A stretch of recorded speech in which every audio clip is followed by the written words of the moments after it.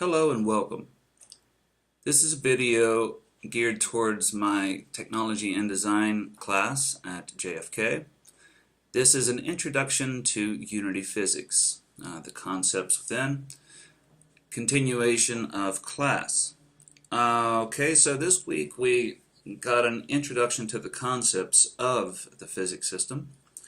We looked at what rigid bodies were, colliders, and what a collision versus a trigger means, exactly which one does what. And this video is about continuing that unit or that lesson. So without any further ado, let's take the information that we saw in class this week and put it to use to create a small prototype of a game. Okay, so the idea behind this small mini game prototype, whatever, is really just like the old Zelda games or whatever, where you would have to push items or statues or whatever into different places to unlock rooms or whatever. So the idea here is that we're going to have the player, and he's going to start out over here, and what we want to do is to push this puzzle block around this wall over to the box collider, which this will be a statue, kind of a shrine awaiting some kind of offering, shall we say, and the offering is the puzzle block. The puzzle block will have a box collider to enable us to actually have physical interaction with it, as well as a rigid body for the same reason. The default settings won't be used because the guy ends up going too fast. So what we want to do is set the mass up on the rigid body a little bit, so to have more of a, I don't want to say realistic because it's not going to be realistic, but more logical kind of interaction. So he's going to come around, he's going to push the object here. Once he gets the puzzle block over there, let's just go ahead and bring him up here, connect these together, and merge those layers. So now he's going to push the block over here, push it around, and once he gets it over to this location, at that time the door is going to open, and the player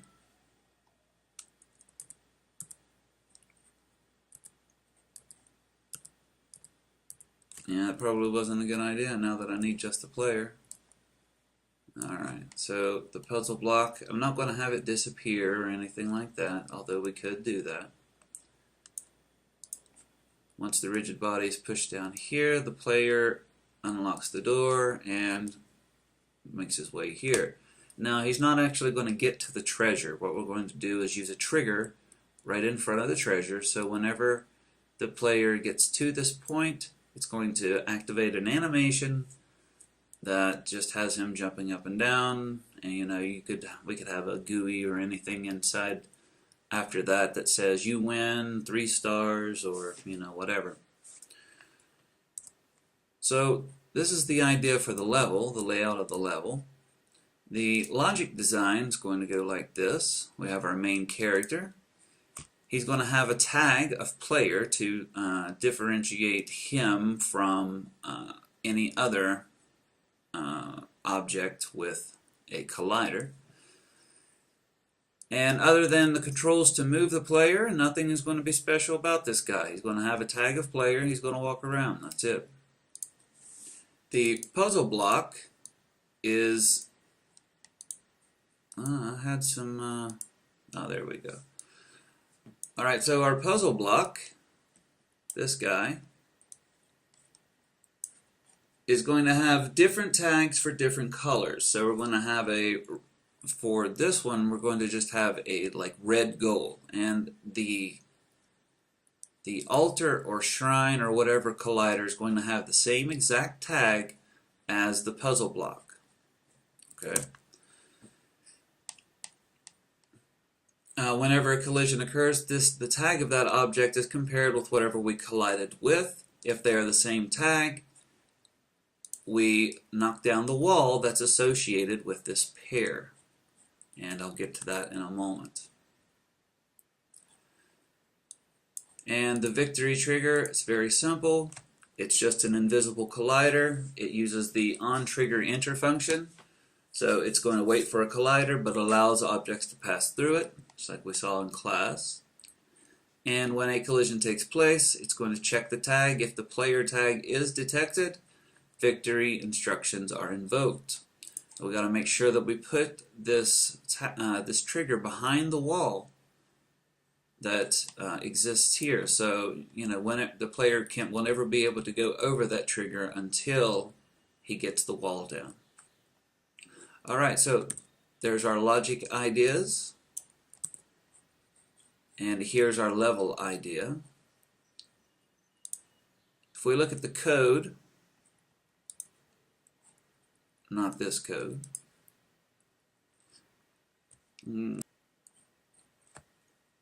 Inside we have 4 scripts. Okay, there are more scripts in this project, but these are the ones that I wrote. And these really handle everything. For the player character, if we look inside of our starting scenes, we start with a little guy here, an explorer. This is from the external package, Lenzo something or another. This is that package. He is not, well, he's animated, but he didn't come with a camera controller or anything. I had to make that. The assets as far as the stage come from the dungeon level kit, and I did use some assets here from the JMO Assets Cartoon Effects package, and that will just have some be the effect that appears at the wall. Let's see, anything else? I think that's it. Okay. There might be something else in here if it comes to me. The statue, the little statue, it comes from the dungeon level kit too. Alright, so if we look at this guy, the way he works is he's just a third person controller. And what I did was I'm just using that third person controller to manage the player. If I hit play,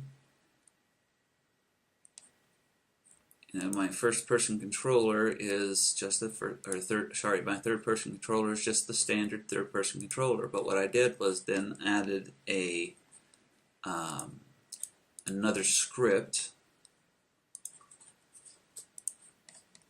and it's this animation manager, and it just manages which animations are playing on him now. If we look at that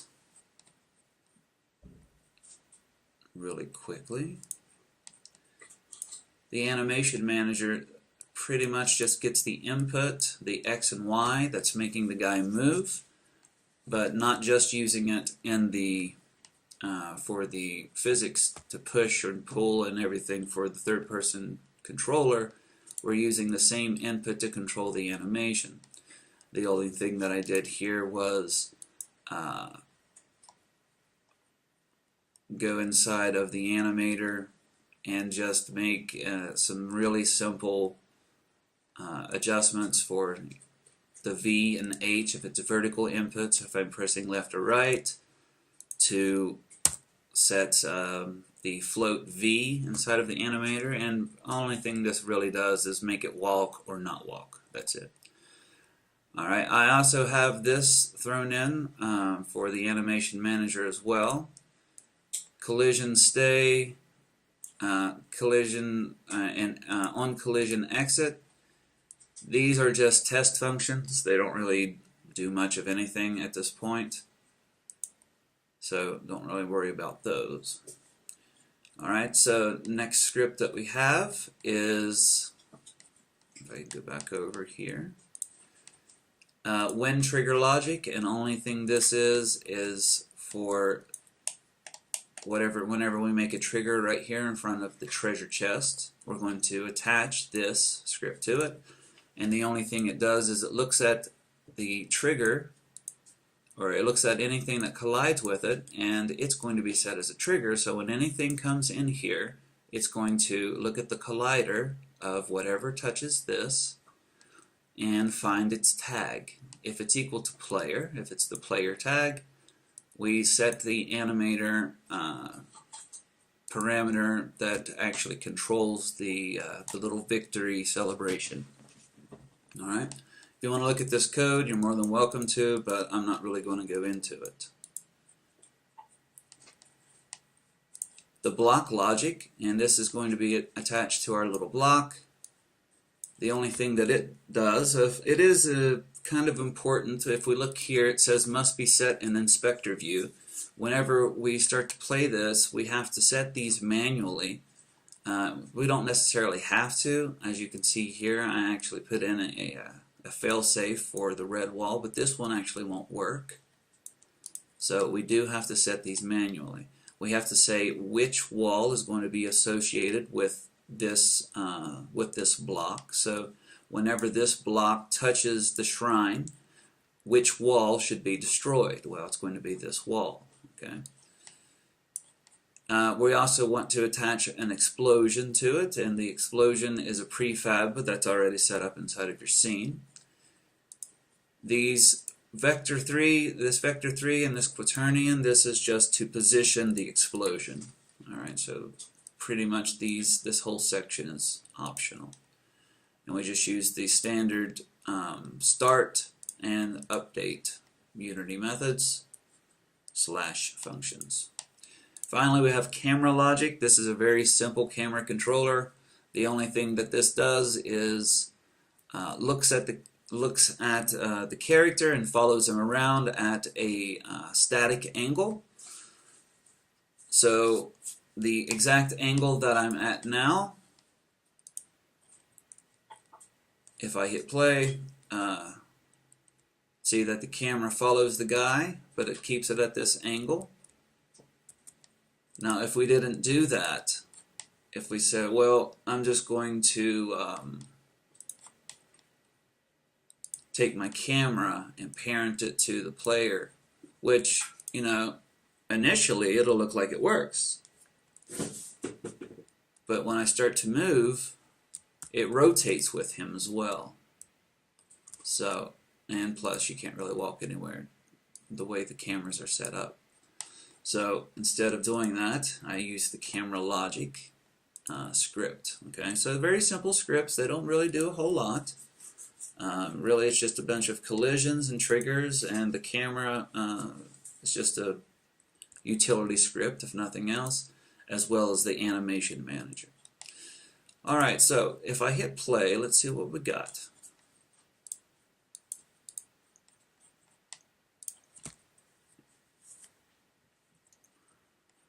Alright, so as things stand now, the block goal is just a block of nothing, okay?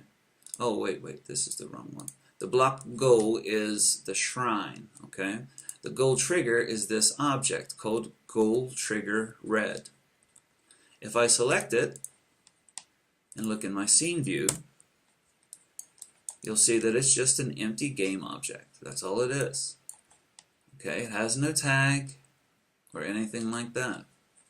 What we want to do is use this blank object to be our trigger or collider whenever this object touches it. So we're going to go ahead and position it right at the shrine. Okay. Our block over here, the red wall is just the wall that's in front over here, the one that we're going to destroy. The puzzle cubes is just an empty game object with the red cube inside of it. We can just grab the red cube and see that it has a light and it has a texture applied to it, kind of have that little glowy lava effect. And yeah, we could animate that too, but we're not going to worry about that right now. But it has no really anything. It has no physics applied to it at all. Okay, if I were to bring the player over next to the block and he walks over to it, he'll just pass right through it. Okay, so we want to make it to where he pushes that over to the shrine and gets paid. Now, as you can see, we also have another problem here. First of all, there's no victory trigger, and this wall, I can just go right through it. So we can also do the same thing for the treasure chest. Probably should not be that way. So using the built-in physics engine, we're going to go ahead and fix this. Alright, to start off, let's work on the block. If we go and look at my logic, I said that the puzzle block is going to have different tags for different colors. For example, red, gold. When a collision occurs, the tag of the object collided with is going to be compared with the tag. If they are the same, the destruction of the wall blocking the treasure occurs. This is controlled by script, and we just have to set a tag here for this one. But we also need to add the correct physics components. So I'm going to select my red cube. First of all, we want to add rigid body so that this thing can be interacted with. If I hit play, it falls to the floor because we don't have a collider. So let's go ahead and add a box collider. Alright, we want to make sure that is trigger is not checked. Go ahead and hit play. And now it's resting comfortably. So the next problem is this. Let's go ahead and test it with our little guy. Alright, so that's a big slab of rock, and he's pushing it rather easily.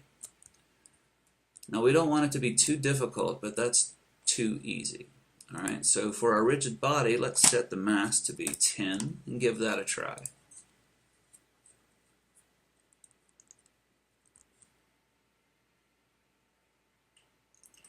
Okay, so yeah, it's more difficult, but it seems to, number one, it stops at some point, and number two, that's just going to be boring to watch your character just push something across the screen. Remember, games are supposed to be fun. If it's not fun, no one's going to want to play it. And just pushing that block at a snail's pace does not seem very fun. So let's go ahead and drop this down to 5. Run this again. Man, that's a little bit better. I'm going to drop it down a little bit more. Let's say 4.5. And I'll be satisfied with that. Now we need to now set the tag. And again, this is going to be a shared tag. We're going to have this tag and this tag be the same. If I look in this code over here for the block logic, it says on collision enter, so whenever this collision happens on the block, it's going to look at what it collides with, this collision, and compare the tag and compare that to the tag of this object. Alright? If this is true, if the two tags are the same, it's going to create some explosions and destroy the color wall. So we also need to go ahead and implement this code too, and we need to set this tag. Okay? So go over here inside of the inspector again. First of all, we'll take our tag, and you should have these already set up, but if you don't, we just want to come up with whatever tag that the script is asking for. It says it's looking for, well, just a matching tag. So really, we can put any name that we want. I'm going to go with red gold I'm pretty sure there's another part of the script that uses this exact name. But if yours does not have any tag called red goal, you need to go to add tag, and here it's the list of our tags. Hit the plus and red goal 2 or whatever. Okay. To get rid of this, just click off, click back on to something else, and there you go. All right, so our red cube now has a tag, but now we need to implement the rest of it, the logic. When it touches the other tag, what should happen? Well, we cover this with this script called block logic. Now we just take the block logic and drag it to the red cube object. Make sure that you drop it on red cube and not puzzle cubes. Drop it on red cube. Alright, so now with red cube, let's check out this script. It says over here block logic, and it's asking for some components. Now the my tag, if I hit play, you'll see that this fills in automatically. We don't have to enter anything here.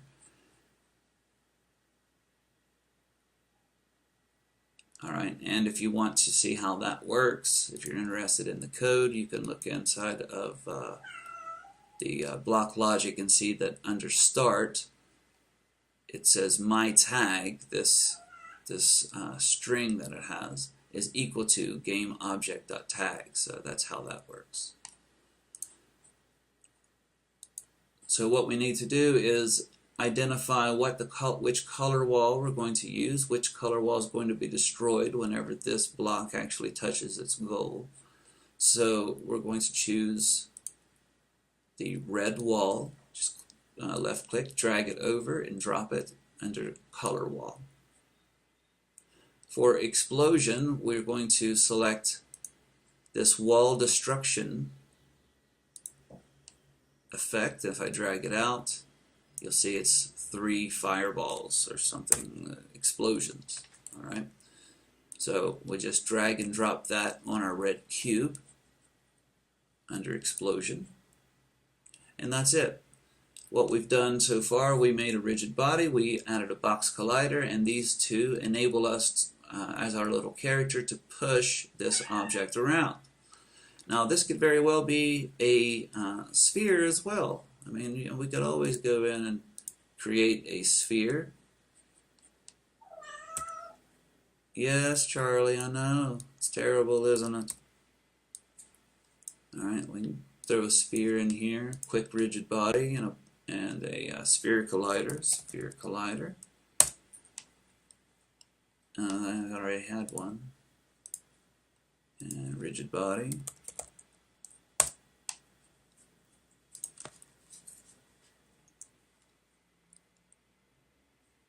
Alright, so now our little guy can come in and push the sphere around too.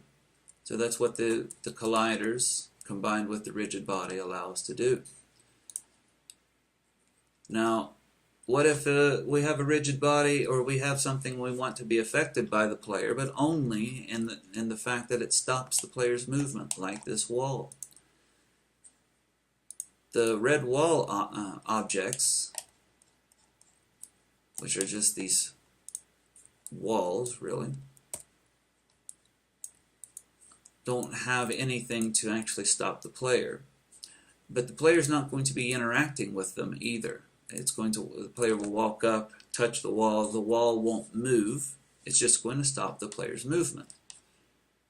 Okay, so for that, we'll just add a box collider. Actually, I'm going to add it to this object. And then I'm going to come in and resize that box collider. Did I add one here and it stayed? Because I wanted to remove that. Okay, I guess not. So we'll change the center, something like this. We'll look down on it from the top. And we'll stretch this out. Maybe something like that. And oh no, I don't want to do that. We'll move it over in the X, make sure that we cover the entire front. Okay, and it doesn't matter, I mean, the player has a collider that the front's going to hit no matter what, so we don't really need to worry about covering the whole wall if we need to. For example, if we did something like this, it's not going to matter because the player will still have to pass through that. Okay, so keep that in mind. Alright, so with that, very, very simple operation. Now that wall stops the player. So we should also do the same thing to the treasure. Just box collider. Try to center it somewhere in the middle. Now I know the player probably won't really ever touch the treasure chest the way we're setting this up, but let's go ahead and cover all of our bases just in case. Okay, good enough. Alright, so next step. So when the puzzle block touches an object that has the same tag that it has, it's going to knock down that wall. So it's going to trigger that bit of logic that destroys the wall and allows the player to pass through. So the shrine is what we want to have that effect, okay? And I put an empty game object here called gold trigger red. And what I'm going to do is I'm just going to use this empty game object with a box collider and put it around the shrine.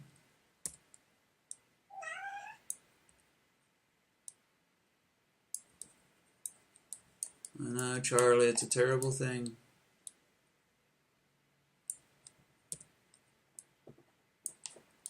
Okay, so we have that trigger around the shrine so the box can touch this, and the only thing we need to do is set this tag to be the same thing or the same tag as this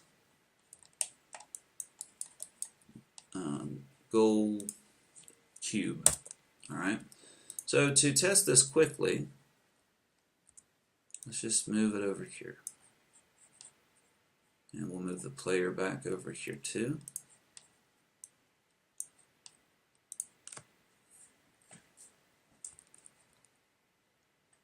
Alright, so whenever I touch this object, that should make the wall disappear. And remember, whenever we have the block selected, we said here that the color wall, the red wall, this wall, is going to be destroyed. But before that happens, we're going to make explosions right here at the wall's location. Alright. Boom! Some kind of little graphical glitch there with these explosions. So guy walks up and, well, looks like you forgot your keys in your other pants. Let's go ahead and try this again one more time.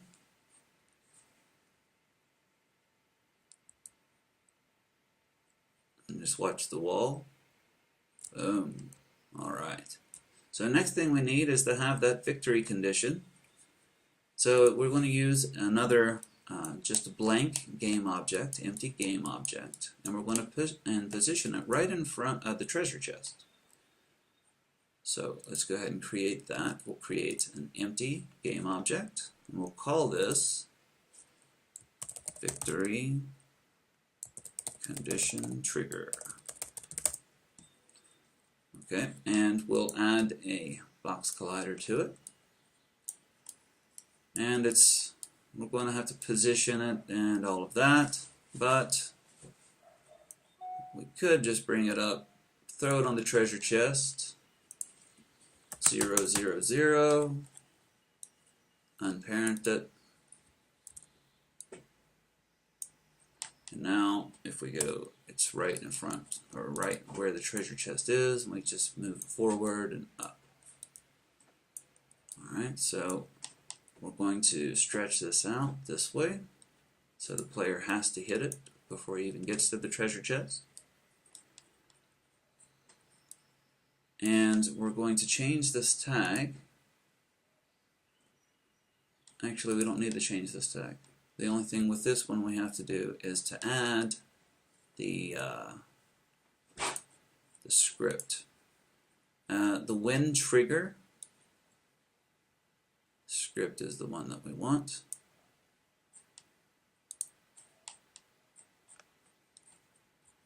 Looks like that added that to something else, so we'll just drag it right into the hierarchy. And that's all we have to do. That's it. We just need a collider, and we do need to set this to be a trigger. Okay, so let's give it a try.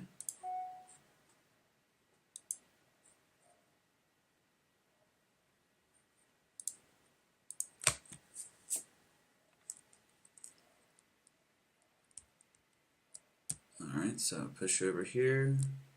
The wall is gone. Now it's going to come up here, and let's refresh really fast exactly what the when trigger does. The only thing it does is whenever something enters it, it checks its tag. If it's equal to player, it sets this, it makes the animation play for the celebration animation. Alright, so, oh, yeah, super awesome. We got the treasure. Woo! And now we could also do, other stuff. What if we wanted to put a trap there?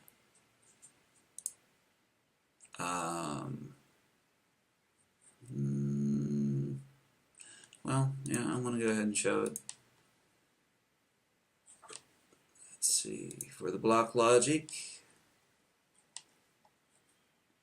we're going to make it instantiate.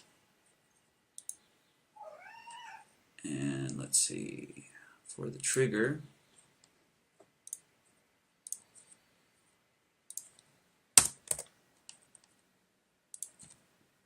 maybe we want to public game object, oops, and we're going to create a oops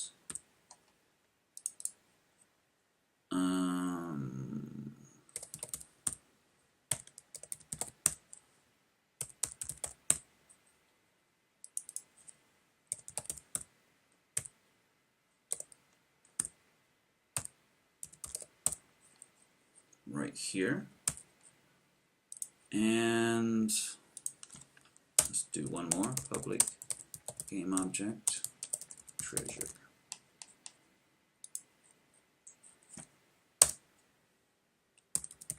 Destroy treasure. Alright, so I'll save that, and obviously you're not going to have this bit. If you want to type it, that's fine. The only thing I want to illustrate is that we can do more than just one small command with our trigger as far as turning him in, giving him an animation. We can do more advanced things.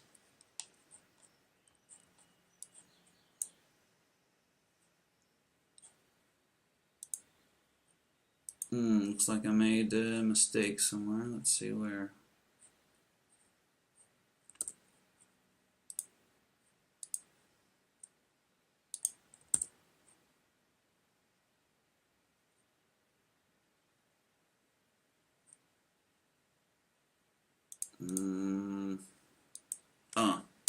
Forgot a semicolon. That's all it takes. Screw up the whole thing.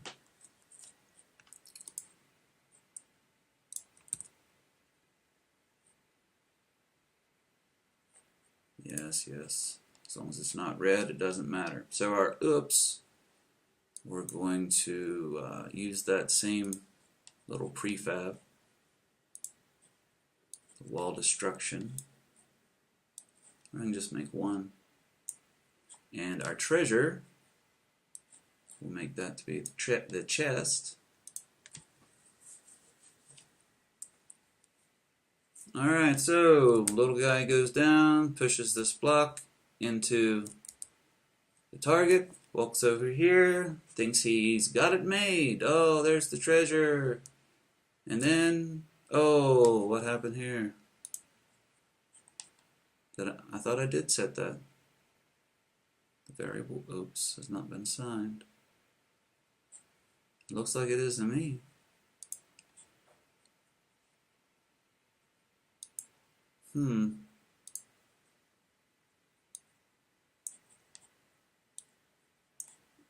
Come back here. Well, let's just bring in the whole prefab then.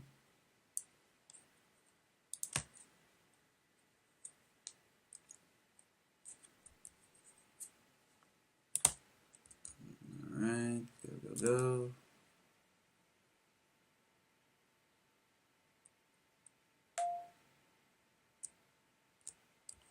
Same thing.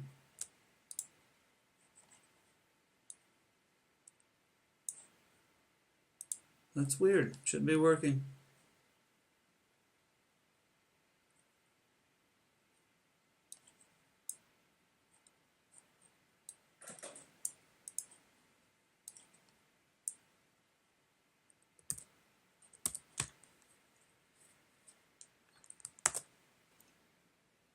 Okay, so I had to go and do some debugging really quickly, and I discovered that I actually skipped a very important step here. And, well, I also discovered exactly what the problem was.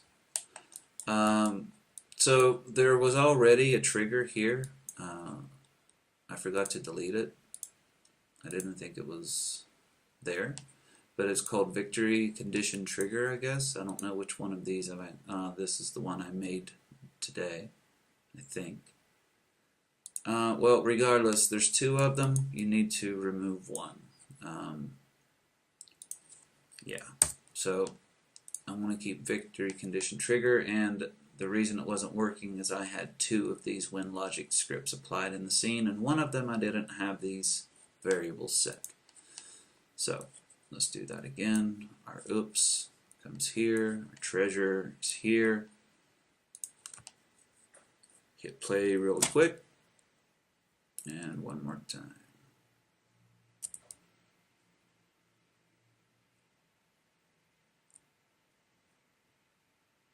Treasure time. Oh no! So maybe now he's super mad, and this isn't a victory. Or maybe we want to change that. Instead of creating it at game transform at this, let's do this. Let's say treasure.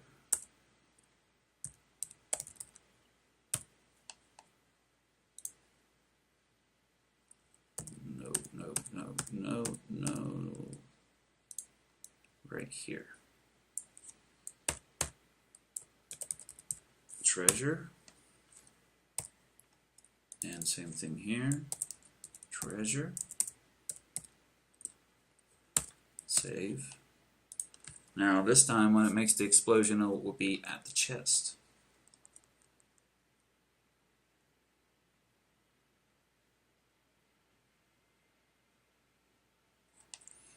Okay, let's go. Alright, finally. That one took a minute. So now it should make the explosions right in front of the chest. There we go. So he triggered a booby trap or something like that. So that's it. That's applying the physics concepts. The rigid body, the colliders, the collisions, and triggers. Remember that collisions happen with, for a collision to happen, a rigid body must be present on at least one of the objects. A trigger can happen without the use of a rigid body on any object, and the collider is what you need to have any of these to actually happen. Alright, so that's it. Be prepared to do the same kind of activity in class this week. The activity will be, instead of having one block to unlock the treasure, it's going to be 4 blocks. Alright, go back and open that project really quickly. Sure, save it.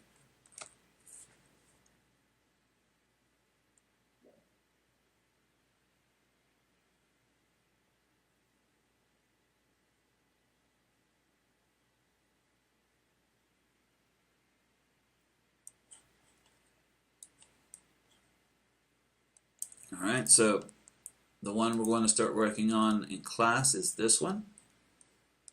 A little bit more of an advance, but the same basic concept. We have 4 shrines and 4 different colored blocks. And we have 4 walls. When we push the blocks to the correct place, the object you want to instantiate is null, which I guess that means I don't have the one of the things set. So that's probably on the orange block. If I look over here, orange goal is created. Let's see, what explosion? That's the one. So if I go inside of my prefabs, use this one here, and do this again. And as you'll see, here I have a tag of orange goal, I have a tag of blue goal, a tag of green goal, red goal. So whenever I look at the block, it has that. When I look at the orange goal, it has the same one. So it's the same logic. Okay, so if I take the orange, or I guess that's orange, burnt orange, I guess is that color. So I take that to cube, and eventually get it over there.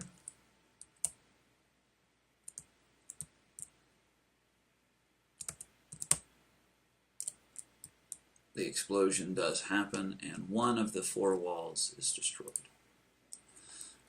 But we'll get there in class, so I'll see you there. Have a great evening, and I hope you learned something.